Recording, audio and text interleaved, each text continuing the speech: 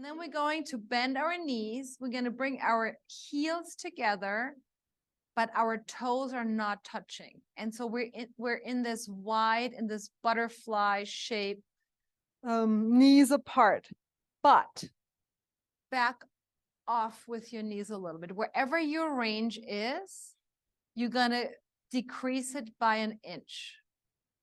That's what we're going to do. So you have to actually engage your inner thighs. At the same time, because 2 weeks ago, I had all these hamstring cramps in that abducted bridge, right? Like, we have to do this again. So, glutton for punishment. So sitting bones heavy, I'm finding my active iliacus, and then I'm finding my heavy kidneys, obliques, belly. Arms by your side. You can pull the shoulders to your heels to your shoulders. With that little lift in your knees, do not pull wide too much, right? You have a little back up, and then lift your pelvis up and breathe. Let the kidneys be heavy. Let the sits bones be heavy. Widen the knees, but yet not widen them, right? It's both. It's isometric, and then lower down. Whoa, there we go. Are you cramping too, Lisa? No. Or like this one. Okay, inner thigh. Okay, cool. Yeah.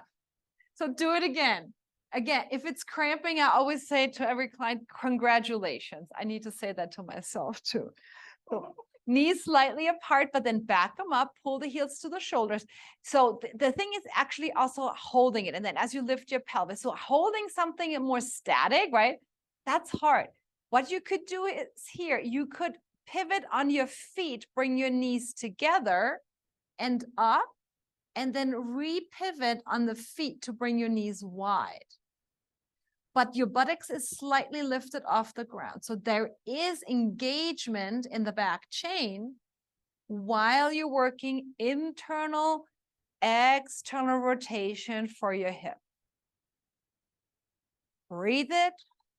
Pull with the shoulders, drop the kidneys, drop the diaphragm as the legs go in and out. And really make sure you're pivoting on your heels.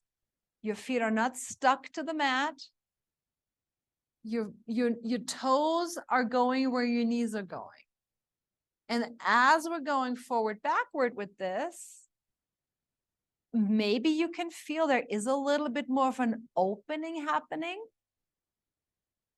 But because we have the support, we have the strength and the integrity to support our range. Last one, going wide and then going narrow, knees together. Drop the front of your foot, make the heels a little wider than your toes. Big toes are touching, and then lower your pelvis down.